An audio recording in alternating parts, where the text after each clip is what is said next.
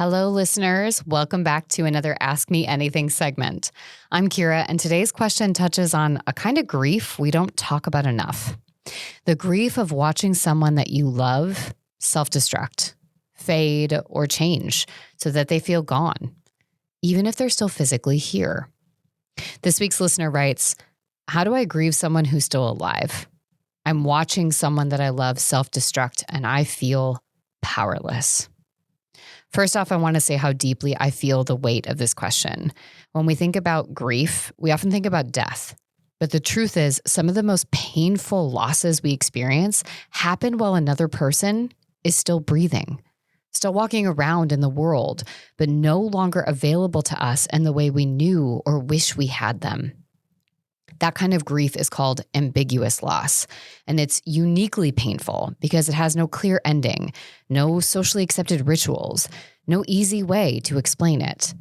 You're grieving a person, a relationship, a future that you imagined, and yet you still see them, still hear their voice, still get pulled into the hope that maybe they'll come back. And that hope can be brutal.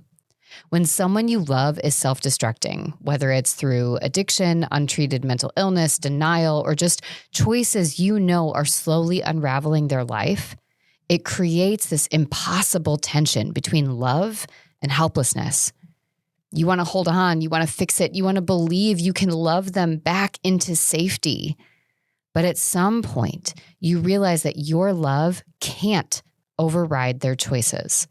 And that's where the grief begins. So how do you grieve someone who's still alive? Start by giving yourself permission to simply call it grief. Just because there wasn't a funeral doesn't mean there wasn't a loss. Just because they're still here doesn't mean you're not allowed to miss who they were or who you were when you were with them. It can also help to name the things you're specifically grieving. Are you mourning the version of them who used to show up?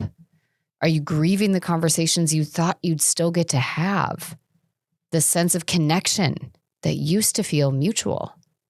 Writing these out, even privately, can help validate the complexity of what you're carrying. Next, you might need to set emotional boundaries to protect yourself. Grief can get tangled with guilt, especially if you've been told it's your job to save someone. It's not. You're allowed to step back, and that's not abandoning someone. You're allowed to stop trying to hold their pieces together without letting go of your love. And last, can you find some space for this grief in your life? Now, in some cases, that might mean therapy or journaling, but it could also be talking with someone else in your life who gets it, or just giving yourself space to sit with the ache without trying to fix or avoid or do something with it. There's no roadmap for this kind of loss, but what you're feeling is real, and it deserves to be honored. To anyone listening who's grieving someone who's still alive, I see your heartbreak. I see your exhaustion. You're allowed to mourn what might never be while still holding hope, if that feels right for you. And I want you to remember not to forget to hold yourself in this first and foremost. Now, if you've got a question of your own, whether it's related to this topic or something else that's coming up for you, I want to hear it.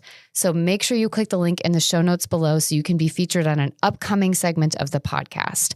If anything else is coming up for you, remember, use that comment section, send me an email, however we can expand on what we're learning, and of course, building community where we can.